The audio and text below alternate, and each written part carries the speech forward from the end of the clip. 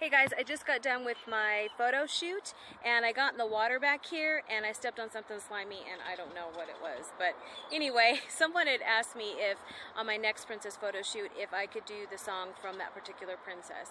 So Ariel only has one song and it goes, I wanna be where the people are. I wanna see them dancing, walking around on those, oh, what do you call them? Oh, feet. Flipping your fins, you don't get too far. Legs are required for jumping, dancing, strolling along down oh, what's that word again? Street. Up where they walk, up where they run, up where they stay all day in the sun, wandering free. Wish I could be part of that world. See you guys later. Hey guys, it's Rhonda and I'm back with another Disney video. And today I wanted to do a little chatty video about the time I was a Disney performer, a Disney princess. Now, I didn't work at Disney parks, but I had my own Disney themed princess party business. And I basically did events around town, the community, and yeah, so let's just talk about it. So I want to say that this started in 2012 and it had a duration through to about 2015. I was really working consistently in 2013 and 2014, and then in the latter part I got so busy and I had not with the parties but with my personal life that I started to taper down a little bit, and then I stopped birthday parties altogether and just did like seasonal events within the community. So I'm going to touch on what types of events that I worked. So I was a one-woman show. I provided different princesses for different events. So for instance, Snow White, my favorite princess, she was at the apple orchards about 25 minutes from my house, and they would have like apple butter festivals and so Snow White would go out there and meet with the kids and talk with them, chat with them, take pictures. I handed out coloring sheets and stickers and things like that. And, you know, it was typically an hour and a half at those types of events. And then I would just gracefully exit and go home. It was usually pre-announced the time that I would be there. So let's say from 11 to 12:30. And so those who wanted to meet with Snow White could come out at those times. Then there were other times that there were charity events in town, fundraisers, sales, things like that. And Jasmine made an appearance, and Provincial Belle in the blue dress made an appearance, as well as Cinderella. Then both Belle and Snow White, I would go to the pediatric ward of my local hospital and just visit with the kids, hand out little princess goodie bags that had just little fun things in them for them to do. The nurses would just take me around the pediatric ward and just kind of try to brighten up some of the little kids there. Were staying in for surgeries. You know, they were sick, so the princesses would go visit them. And then on another occasion, Cinderella went out to the domestic crisis shelter where moms and their children were staying temporary housing until they could get back on their feet. And so we threw a big Cinderella party there and the kids loved it. Again, I handed out coloring sheets, stickers, we had like a little craft, things like that. The kids really got engaged.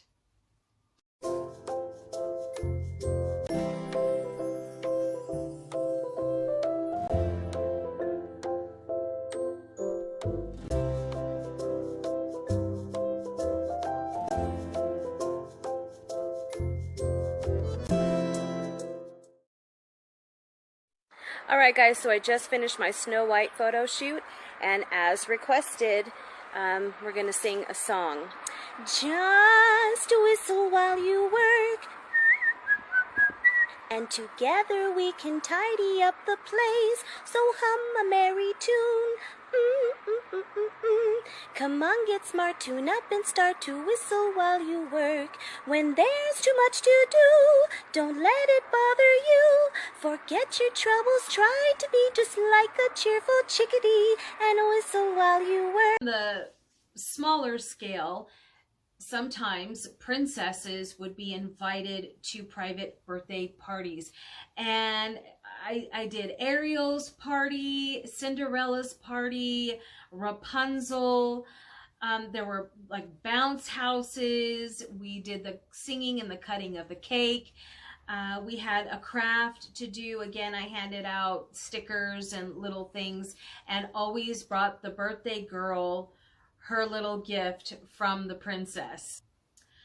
Then we had an event where we were invited to, when I say we, it was typically me as the performer, and my daughter assisted me. She was a teenager at the time, so she was my assistant. She handled like all of the props, pictures, all of that sort of thing for me.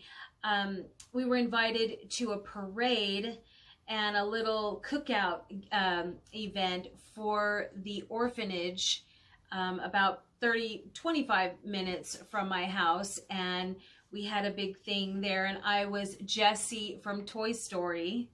And so I don't have any photos from that, but we also did this Alice in Wonderland party, and some of the staff asked me if they could participate and dress up. And so we had Tweedledee and Tweedledum. I had the Mad Hatter there. I think he was the director of the orphanage, and he wanted to dress up. And then we had the lady that was there, and she was the Queen of Hearts. And we did crafts, musical chairs, we danced, we drew art, we had food. It was so much fun. And so in addition to the princesses, like I didn't just limit it to the Disney princesses, I also did Velma from Scooby-Doo. So Velma and Scooby showed up at the library. Now, this was one of the most popular events that I did, and it had sold out so quickly that we had to book it across 2 other libraries. So we were at one library, and then they said, we ran out of room. Would you be willing to add on a few more days? And this was during the summer, so we tacked on a Tuesday, Wednesday, Thursday. So I was at one library, and then another library, and then another library, because there's only so much room in their community, big community room. I think the total was almost 500 people at that particular event, and it was so much fun. Velma recited, I always did animated storytelling. What that means is I would write my own script based on the princess or the character that I was portraying, and I would memorize it and just act it out, and act it out with the kids and get them involved by asking them kind of trivia during my stay, asking them to identify certain characters or what a character did within a story. But in the case of Velma and Scooby-Doo, it was an original script that I wrote. And so it was called The Tomb of Doom, the Missing Library Book. And Velma was hiding in the closet. There's like a utility closet inside the community room, and everyone was seated and the lights were dimmed, and then Velma came out with her flashlight and her magnifying glass, and all the kids were surprised that she had been hiding in the utility closet the whole time.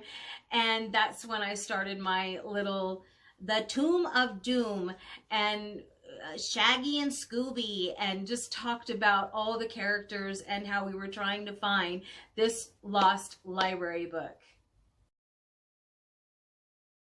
We did another event.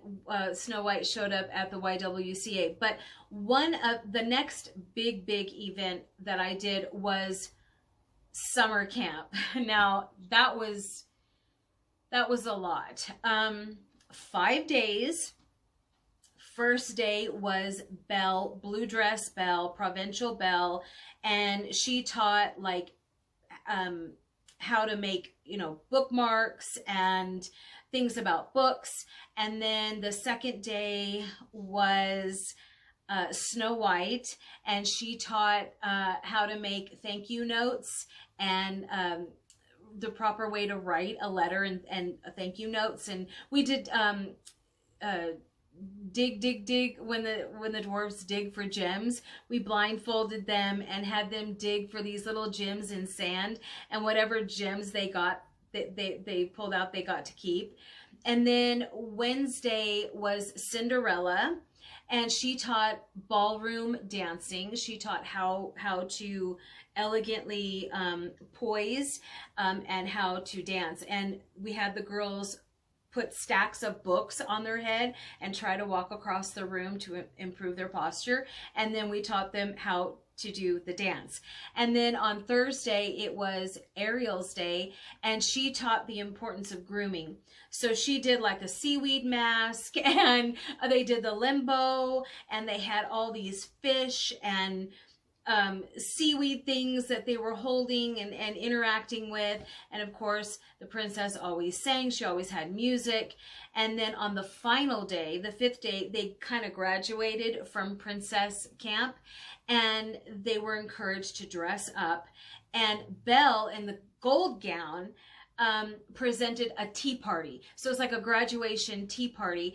And we had like little sandwiches and desserts and pink lemonade and just all these finger foods. And the girls got boas, pink boas and little tiaras, and they like were so proud of themselves. And the parents were invited to this. It was kind of a luncheon, and they could show off to their parents what they had learned. So we had them dance with their parents and do like a waltz, and then they graduated, they got their little certificate, and we had door prizes. Now I did that for 1 week. It was exhausting. It was exhausting. They were ages 5 through 12, and I would say the bulk of them were 7 and 8 year olds. And then it was so popular, they asked us to do another week. I did another week, same thing, same layout. That group was a little bit smaller by 2/3. It was probably 2/3 the size. And the local news station asked me if I would give a little, you know, info about it so that people could sign up. So Provincial Belle was on the morning news talking about the summer camp, and it sold out quickly. And then the last thing I want to mention is, I got a radio interview based on that. We did the father-daughter dance. Cinderella did the father-daughter dance, and that was where it was around Valentine's Day, so like about this time of year. And the dads would take their girls to this luncheon, and it was about 2 hours long. And there was like a buffet where they could get finger foods and drinks, and it was all pink and purple and beautiful. And Cinderella had her little setup with Jack and Gus there, and she got to talk to the girls, take a picture. And then when the dancing portion happened, I went out there and was able to dance with some of the girls and interact with them, and I had a great time doing that. So yeah, it was a lot of work. It was a lot of prep work. I sewed all of my costumes. The reason I did that was because I wanted to make sure that they fit properly, that they were modest, that they covered, and they were, you know, like park standards, and that you know, they fit me well, because some of these that you order, they don't fit well. They're either too long or too tight in one place. So I had these different versions of dresses that I would dress up as. And then of course all of the wigs and the sidekicks, you know, like Miko and Pascal, and just all of the fun animals and things. And it was an experience. I really, really enjoyed it. I'm glad that it's over, because as much fun as I had doing it, it was exhausting and very demanding. That I didn't get burned out, but I basically had already done all that I could do within my community. I've already been to all the certain places and met with the certain criteria of children. I was on the news, I was in the newspaper, I was on the radio. So I just didn't feel that there was any other place where I could grow. Now I would have to like take it to a different location if I wanted to do that, but then that means starting over and starting your whole base of network all over again. And that was the bulk of my time in 2012, was really developing a network base. And I was so grateful for the library. They didn't know me, they didn't know my skill level or anything, and they really took a chance on me. And the main librarian there and I, the children's librarian, we hit it off, and we were able to kind of collaborate. And I asked her what she thought would be great to, you know, coming up, what would we want to do, and we kind of just had this sort of system going, and I was really grateful for that.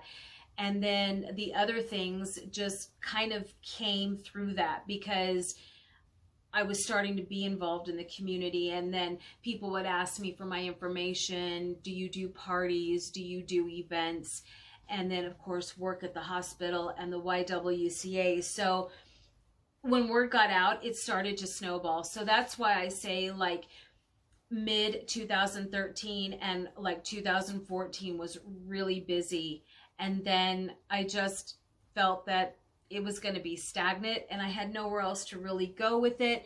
I mean, I certainly could have introduced more characters, but you know, it really had taken its toll on me. Plus I had started YouTube, and I had started a blog, and I was working with Hasbro and Madame Alexander and A Girl for All Time, a lot of doll and toy companies. And I couldn't do everything that I wanted to do. So I felt that I had a good run with that, and I retired it, and I was happy with what I had done with the business.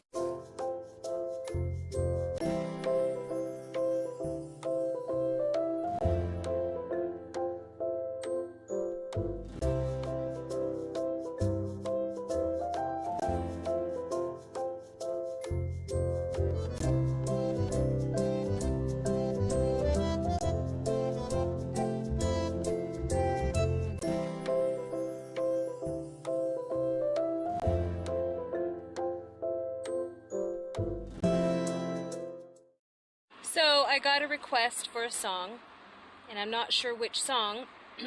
So let's see. Little town, it's a quiet village, every day like the one before. Little town full of little people, waking up to say bonjour. Or I like this one better. When she says, there's something sweet and almost kind, but he was mean and he was coarse and unrefined, but now he's dear and still unsure. There may be something there that wasn't there before. We finished our photo shoot. I'll see you guys later. Bye. I just want to say that if you're interested in doing something like this, I encourage you to do it. You will meet so many people, so many like-minded people. Everyone loves Disney. Most everyone loves Disney. And so this is an opportunity for, you know, if you sing, because I sing, I'm from musical theater, and if you sing and you can act and you can tell a story, you know, anybody can show up in a Party City costume and read a book.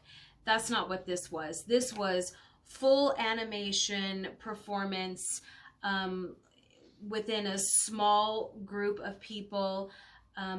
Just a one-woman show of me retelling the story of whichever princess. So something like that interests you, and maybe you have a friend or a cousin, a sister, someone who likes that as well. Maybe team up and get involved in your community. Start with the library.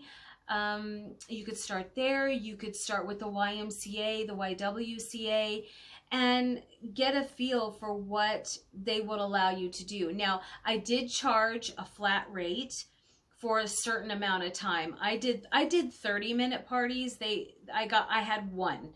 And of course that wasn't, I didn't make a lot of money on that. That was basically me showing up, crowning the birthday girl, singing to her, being there for the cutting of the cake, and giving her a gift. And that was like, you know, just a visit from a princess. But the other ones were, it was a minimum of an hour and a half, 90 minutes. And then I did a 2-hour, and then I did a 3-hour. And in the case of the summer camp, it was 9 to 3. It was a 6-hour day. It felt like a 24-hour day. It was a lot of work. I really don't know how these teachers do it. But you have to be very structured, very organized, have a plan in place, and just go for it. Just have a lot of fun.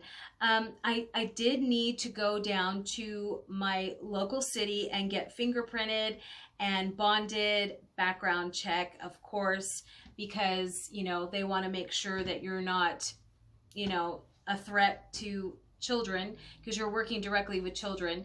But I will say that at 100% of these events, the parents were present. I never just had like a room where it was just the kids. Summer camp I did for, you know, a short amount of time, but I was in the community center and there were teachers and adults just next door. It is my experience as a Disney performer, a Disney princess. I really wanted to do villains. They wouldn't let me because I would scare the children. But I thought, is there some way we can work in like Maleficent or the Evil Queen or Cruella, like for Halloween? But they said no, because, you know, 3-year-olds don't want to see something like that. And I never got asked to do a villain party, so I was kind of upset about that. But, you know, I've been to Comic Cons and I did go as Maleficent and scared everybody. And it was so fun. It was enjoyable. I may have to do a video on that. I do have photos. And so you have to really love people and children in order to do this, and have patience, because they're going to ask you a ton of questions. I had at the apple orchard, I had grown men coming up to Snow White and saying, "Snow White, Snow White, Snow White." And I was, "Hello." And they would say, "Whatever you do, don't eat any apples here today." And I'm like, okay, I got it. No, and then the kids would say, "Where are the dwarves?" You know, because I'm here alone. And "Oh, they're back at the cottage." And then you would get questions about, you know, where's the prince? Where does he live? What kind of clothes does he wear? And then I would always ask them, "Do you like gooseberry pie? Do you know how to bake gooseberry pie?" And they would say, "Yeah." And then they would ask, what other questions would they ask? They would ask me, oh, Ariel. So I never did the fin, and I never did the bra top, the shell top. I always did her land looks. So she had her land legs, and she wore her land dress, and she showed up at the party. And the girls, these girls, came up to me and said, I came to Ariel and said, "Hey, Ariel, you got a fin underneath that dress?" And I was like, whoa, this, no. I'm like, no, I have legs. They're like, let us see. I'm like, this party's taking a turn. So I stuck my high heel at my shoe out and they're like, we want to see more. I was like, wait a minute, what kind of party is this? So I showed them my ankle and they're like, see, I told you she has legs. And I was like, I think it's time for me to go. It was so much fun. It was really a great time. I loved it.